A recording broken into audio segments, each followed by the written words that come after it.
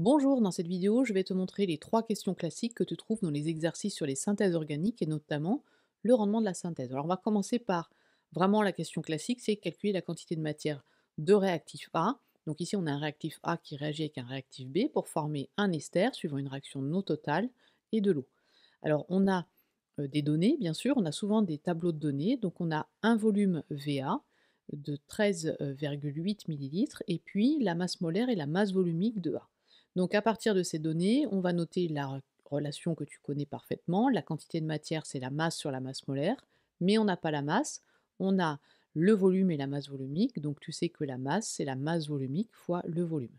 Tu peux ensuite faire l'application numérique, et donc ici, cela nous fait bien 0,15 mol. Alors si tu veux faire deux applications numériques, c'est-à-dire calculer la masse et ensuite calculer la quantité de matière, bien sûr, tu as le droit de faire ça. Question suivante, indiquer si le mélange réactionnel est stoichiométrique et justifier la réponse. Alors, il faut, pour savoir si c'est stoichiométrique, il faut que tu regardes les quantités de matière, mais également les coefficients stoichiométriques. Donc ici, on a des coefficients stoichiométriques devant le réactif A et le réactif B qui sont égaux à 1, puisque je n'ai pas de nombre, ça veut dire que les coefficients stoichiométriques sont 1. Qu'est-ce que ça veut dire un mélange stoichiométrique? Ça veut dire qu'ils sont introduits dans les proportions des coefficients stoichiométriques. Donc, il faut que la quantité de matière de A divisée par le coefficient stoichiométrique, donc ici 1, est égale à la quantité de matière de B divisée par son coefficient stoichiométrique, donc ici 1. Ici, on a 0,15 mol pour A, pardon. On a également 0,15 mol pour B. Donc, on a bien un mélange initial qui est stoichiométrique. Donc, fais attention, si tu n'as pas un coefficient stoichiométrique de 1, de bien penser à diviser la quantité de matière par ce coefficient.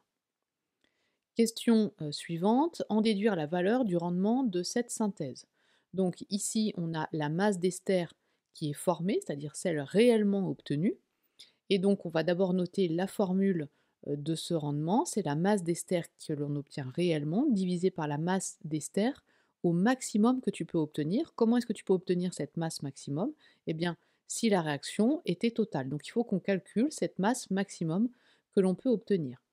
Alors, si la réaction est totale, il suffit de regarder les coefficients stoichiométriques.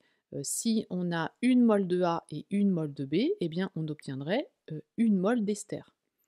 Ici, on a donc un mélange stoichiométrique. Donc, on a pour 0,15 mol de A et 0,15 mol de B, on pourrait former 0,15 mol d'ester.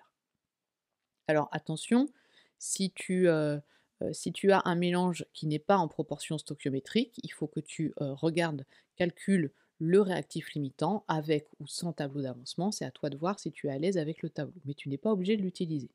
Là aussi, tu pourrais très bien utiliser un tableau, mais ce n'est pas nécessaire.